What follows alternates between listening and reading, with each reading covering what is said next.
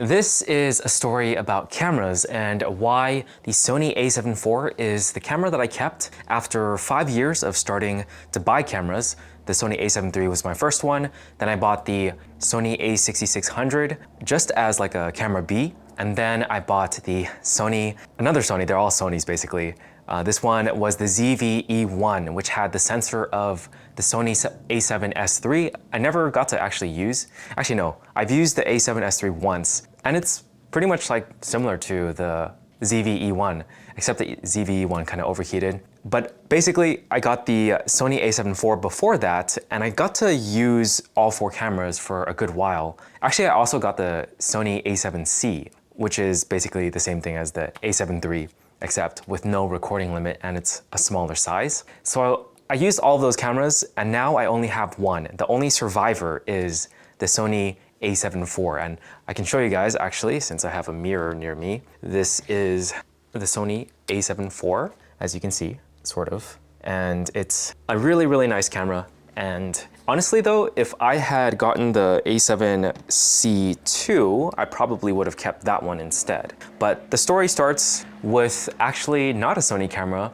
the Canon T6i, the Canon Rebel T6i. That was the first camera me and my friend used for a very long time actually. Ever since before I started my main channel for YouTube, we would just mess around with the Canon T6i, and I had a lot of fun with that camera. It wasn't like the most amazing camera, obviously, since it was bulkier, bigger, DSLR, not mirrorless, but we had a great time with it, and it was because I had a great time with that camera that I decided I'm starting to do YouTube stuff, so I might as well get my own camera. And the one that I decided on was, at the time, the legendary Sony a7 III, because everyone was talking about how this was like the ultimate hybrid camera when it came to taking photos and videos. And I'd say I actually did an equal amount of taking videos and photos back then when I first started. So this was around like 2020-ish, I'd say. Like 2019 is when I got the Sony a7 III.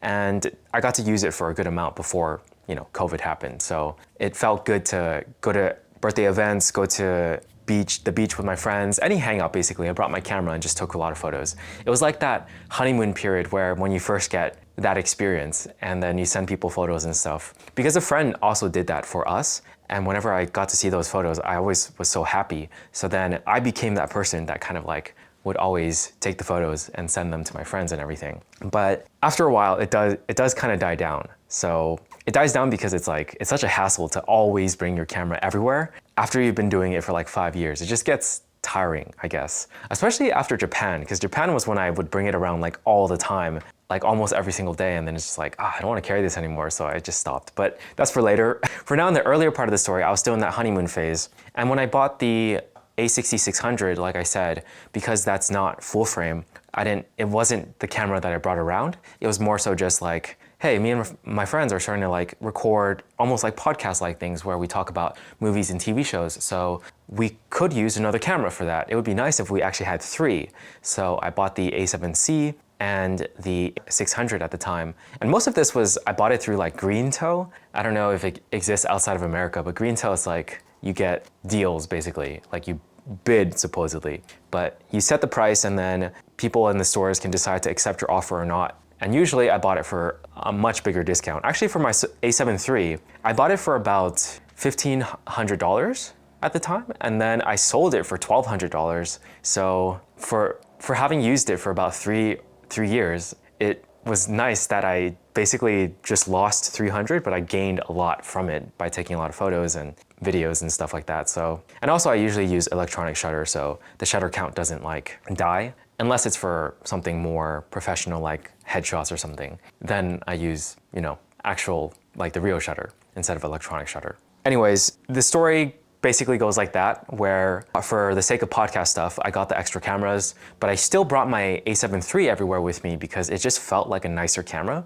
Even though like the a7C had the screen that flipped out, the a7 III, it's nice to have the screen that just like tilts upwards, because if it just tilts upwards, it's connected to the body, so it's just like simpler to shoot for photos, in my opinion. Even for the a7 IV, it annoys me that the screen has to go out in order to flip up for you to see. Like it's simpler for it to just tilt upwards. So the a7R5 and a7CR I forgot what it's called, but basically those have the combination where it can flip out and also tilt. So that's kind of like probably the next camera, or at least that system is probably what I will buy after the a7 IV. But after getting those cameras, I got the a7 IV. And the reason I got the a7 IV was because I wanted to do, or basically some friends asked me to do some freelance work for like the companies that they worked for. They introduced me because they knew that, you know, after 3 years of experience with camera stuff, you learn a thing or two. And then especially because I actually watched a lot of those videos back then, like from Potato Jet and Gerald Undone, and they would just make a lot of videos about cameras and all that stuff. So I would learn a lot from them about how to use the camera, how to maximize, you know, what are the base ISOs to use for the cleanest image, all that stuff, color grading. I got really into it basically, which is kind of ironic because now I'm not very into it at all. Now I kind of like, it's so interesting how it works. Through time, I just decided, I mean, right now I'm using S-Log3 for my Sony a7 IV, but usually for my second channel videos, I just like use manual mode. Just let it color itself. But for my main channel videos, I do always use the best optimal image, but I kind of learned how to use both, you know, not always trying to get the best out of the camera, but also just like for fun, just doing things quickly, you know? That way it's not like, because at a certain point I did reach burnout, and that was probably right after getting this camera actually. I used this camera for freelance work a lot, so some photography stuff and some, like I said, freelance for video, actually like product video and all that stuff. I used this camera because it's 10-bit, so it's better than the a7 III, where we're maximizing the color space and whatnot. So it was just a better overall image, I'd say, for product work. And it definitely delivered, and I basically got back the money I used to buy the camera because I did those jobs. So that's my experience with this camera, and why I got it in the first place was because I got offered those roles, and I was like, if I want to do this right, I gotta like make sure I have the camera for the right camera for the job. And at the time, the Sony a7 IV was the newest one that came out, so it definitely did the job well, and I'll probably display some B-roll. And other than that though, I feel like the camera isn't like the full story. Lenses are definitely part of the story. And right now I only kept four lenses, 3 right there, and then the one that's on the camera. We can actually go ahead and take a look real quick. So the one on this camera is the 35mm f1.8, and then we have 3 right here, which are, this one's the 20-70. I like this one, it's f4, but it's a Sony G lens, but it has that 20 range, which I really, really like, because I just in general like having a wider view. And then up to 70. And then we have the 85. I just really, really like the 85. It looks nice, basically. Most of my talking head videos from my main channel use the 85. So 85 1.8 FE is on the cheaper side. I bought these when they were like cheaper too. Like prices have gone up for lenses, and these I think I got this one for about 800. I got this one for about like 500-ish, maybe 600. I don't remember because I got this one like a while back, but it felt like around that range. And then this one was more expensive. It was like 900-ish. This one is the macro lens, 90mm 2.8, and it is super solid. I basically always use this for photography, for a product video, because it's just so nice. So I have to keep this one. I brought it with me to Japan, but like it's kind of hard to use compared to like the 20-70. This one's just way more versatile. So I much prefer using this one. And the 35 1.8 that I have on this one is just easier for talking head videos in my, like for my second channel and stuff, because I don't have to like set anything up, or like it's just easier because I can see myself too. If it's 85, I have to go a pretty far distance and then I can't see myself anymore. I'm like, am I correctly in frame? Although I have filmed things with the 85 in this channel because it looks nice, but it's always like a guess for the frame. I mean, I could just use the app to actually monitor like how I look and stuff, and which I did for some of the videos, but I guess I haven't like fully made it a habit to use the creator app, the Sony creator app, but I should do it more. But just to talk about why the Sony a7 IV is the survivor of all these cameras, and why those lenses are the survivor of all the lenses I bought, because I also got the Tamron 17-28 f2.8, Tamron 28-75 f2.8, like the first versions of those ones. And I also had the G lens, the Sony G lens from 16-35 f4, which was really nice and light. I sold all of them because I felt like when I went to Japan, I was only using 1 or 2 lenses, and I felt like I don't need that many. And I felt like each of these serves like a very distinct purpose versus like my 16 and 35, for instance. All I had was 4 more millimeters, which is kind of actually a fair amount once you get that low. But it was like the 20 to 71 kind of covered it for the most part. So it's like, I probably don't need that one. And then for the 17 to 28 and then the 28 to 75, same thing, the f4 sort of covers that. And it's so great with low light. The camera's great with low light anyways. It's like, if you really need that extra stop, you can probably just fix it in post. Like, I know people don't like that, and I don't like that either, but I kind of just don't fix it in post. Except if it's Lightroom, then it's kind of easy to denoise and stuff like that. They have their new AI system. It's very, very super easy. It's super fast. Just like click the button and then it denoises it and you can't even tell. It just looks great. So I feel like there's really no risk at this point of using f4. You just have to do a little bit more work in the editing if you're doing photography. For video, yeah, you'll notice it for sure. Because, well, I think for me, I just don't have much experience with denoising stuff in editing but depth of field, you'll notice it too.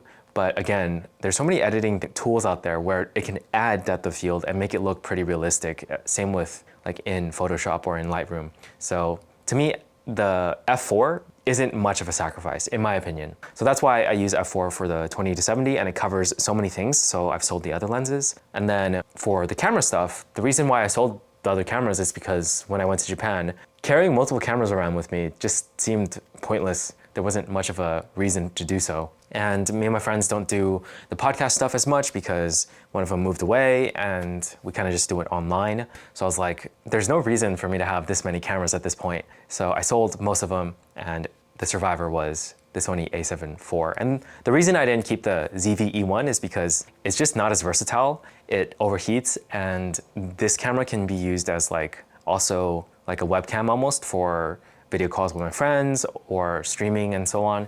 The ZV-E1 overheats, unfortunately, and cannot act in the same way. Like same exact setup. This one, it doesn't overheat like for, I think 3 to 4 hours is how long I tested it for, and it just did not overheat. So, and then the ZV-E1 overheated in about an hour. So yeah, that I did, my best with the setup, making sure that the screen was out and everything. And I placed it around here, and there's like a door here, so there's some ventilation, and it was not hot when I did it. So that's why I sold it. I felt like it was nice for sure. I like that camera a lot, but for my purposes, now that I actually am using my phone a lot, the iPhone 16 Pro, there's kind of no need for like a vlogging camera, because that's kind of how I was using it. I was using it as a vlogging camera because it's lighter than the a7 IV, but that's why I was thinking like a7C2 would probably be the optimal because it's lighter and it has more like, I think its stabilization and AI stuff is better than the a7 IV. So the program and software and all that stuff.